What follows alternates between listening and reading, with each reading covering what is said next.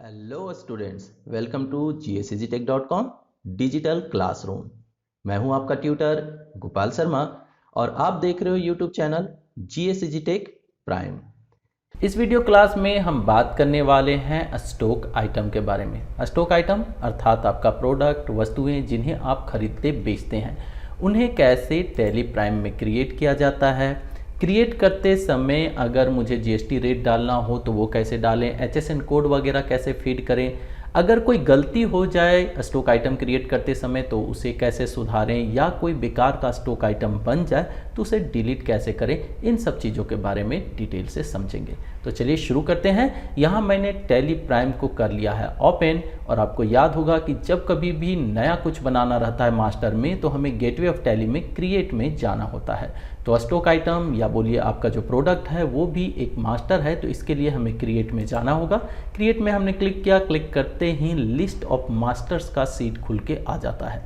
Stock item inventory master के section में मिलता है, क्योंकि ये इन्वेंट्री है इसीलिए आपको यहाँ पे ये चीज़ें नजर आएंगी।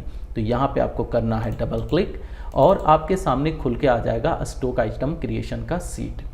अब यहाँ बहुत सारी चीज़ें होती हैं जिन्हें आप F12 दबा के या कॉन्फ़िगरेशन पे क्लिक करके इनेबल या डिसेबल कर सकते हैं। फॉर एग्जांपल अगर आप चाहते हैं इसमें स्टॉक आइटम का पार्ट नंबर वगैरह डालना तो आप इस सेटिंग को इनेबल कर सकते हैं। अगर आप एक्स्ट्रा डिस्क्रिप्शन डालना चाहते हैं तो वो आप इसके द्वारा कर सकते हैं। इसे आप अगर इनेबल कर दें तो एक्स्ट्रा डिस्क्रिप्शन का आपको एक सेक्शन मिल जाएगा जहाँ पे आप टाइपिंग कर सकते हैं। इसी तरह स्टॉक ग्रुप के लिए आप इनेबल कर सकते हैं, कैटेगरी के लिए यहाँ से इनेबल कर सकते हैं। अल्टरनेट अगर यूनिट आप इस्तेमाल करना चाहते हैं तो वो भी आप यहाँ से इनेबल कर सकते हैं।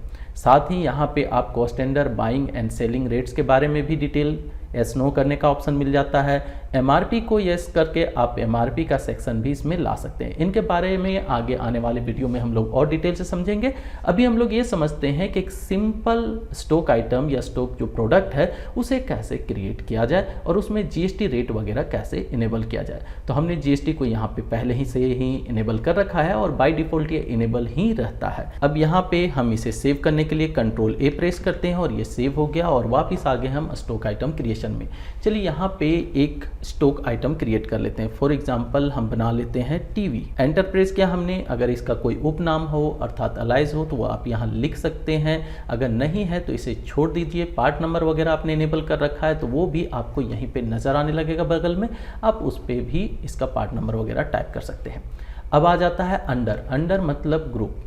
अगर आपने ग्रुप क्रिएट कर रखा हो, ग्रुप बेस पे अगर आपने इसका GST रेट डिटेल सेट कर रखा हो तो वो आप ग्रुप यहाँ से चुन लें। और अगर आपने ग्रुप नहीं बनाया है, सिंगल स्टॉक आइटम क्रिएट कर रहे हैं तो यहाँ पे प्राइमरी रखेंगे।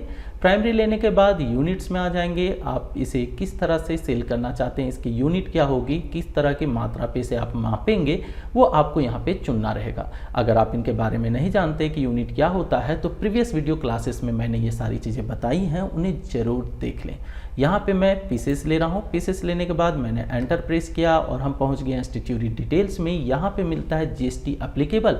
अगर आप स्टॉक आइटम लेबल पे GST रेट को सेट करना चाहते हैं तो इसे एप्लीकेबल रहने दें और सेट अल्टर GST डिटेल को यस करके उसकी सेटिंग आपको चेंज करनी है। लेकिन अगर आपने इसे पहले से ही सेट कर रखा है ग्रुप लेवल पे तो यहाँ आप इसे नो ही रहने दें, यस ना करें। लेकिन हम स्टॉक आइटम लेवल पे सेट कैसे करते हैं ये भी देखना है, तो इसके लिए हम इसे वाई कर देते हैं और वाई करने के बाद हमने एंटर प्रेस किया तो हमारे सामने GST detail for stock item का सीट खुल के आ गया। जब आप पहली बार इसे ओपन करेंगे तो आपके सामने इतने सारे इंफॉर्मेशन नजर नहीं आएंगे, इतने सारे आपको सेटिंग्स भी नहीं मिलेंगे। अगर ये नहीं मिल रहे हैं तो F12 को प्रेस करें या कॉन्फ़िगरेशन पे क्लिक करें। यहाँ पे कॉन्फ़िगरेशन का सीट खुल के आ जाएगा जहाँ से आप इन्हें इनेबल या डिसेबल कर सकते हैं। जैसे अलाउ HSN डिटेल्स, अगर आप इसे यस कर देते हैं तो आपसे ये HSN SSC डिटेल्स वगैरह मांगेगा। साथ ही आपको सारे तरह के अगर GST टाइप देखने हैं तो उसके लिए show all GST tax types को भी यस कर दें। इसके बाद Ctrl A करते हुए इस सीट से बाहर निकल जाएं तो आपको यहाँ पे वो सारी सेटिंग्स नजर आने लगेगी।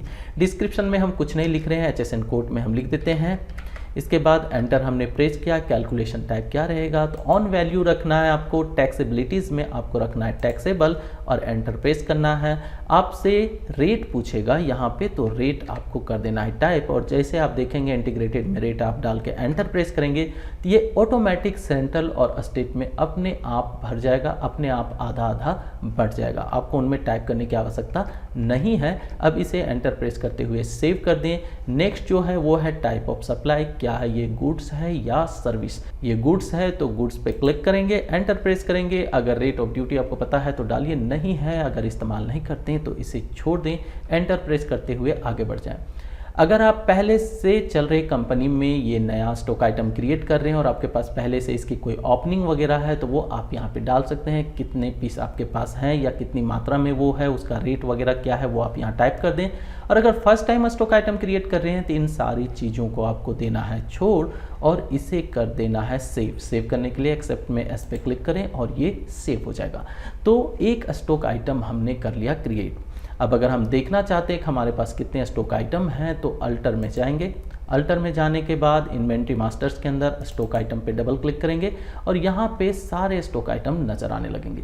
अगर इनमें किसी में आपको कोई बदलाव करना हो, सुधार करना हो, स्पेलिंग वगैरह कुछ गलत हो गया हो या आपने यूनिट में किसी तरह की गलती कर ली हो या फिर जीएसटी रेट आपने गलत डाल दिया हो तो वो आप चेंज कर सकते हैं। तो उसके लिए उस स्टॉक आइटम पे आपको जाना है। जैसे हमने बनाया था अभी टीवी, तो यहाँ पे स्मार्ट टीवी पे हमने किया डबल क्लिक और ये वापस हमारे पास अल्टर मोड में खुल के आ गया।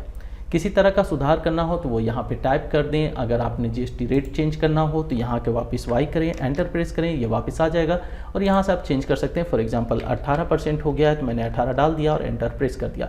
जैसे हम एंटर प्रेस करेंगे तो ये पूछेगा कि कब से ये 18% है, क्योंकि पहले आपने कुछ और डाला था और अभी कुछ और कर रहे हैं। तो वो आप यहाँ पे डेट भी डाल दें कि किस तारीख से ये बदला है और वो डालने के बाद आप इसे सेव कर दें।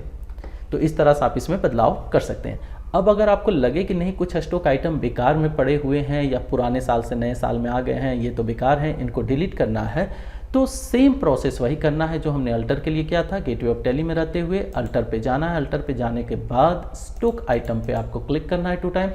आपको सारे स्टॉक आइटम नज़र आने लगेंगे। जो आपको नहीं रखना हो उस पे करना है आपको डबल क्लिक, वो खुल जाएगा अल्टर मोड में और यहाँ पे आपको प्रेस करना है कीबोर्ड से अल्ट डी।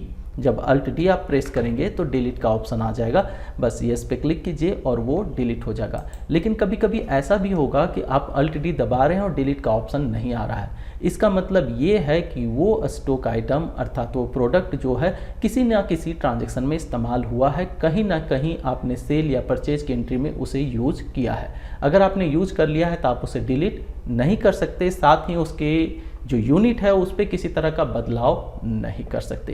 तो आज के इस क्लास में यहीं तक। आगे आने वाले वीडियो के नोटिफिकेशन के लिए चैनल को सब्सक्राइब करना ना भूलें, दोस्तों के साथ वीडियो को शेयर करें और वीडियो को लाइक करें। Bye, thank you.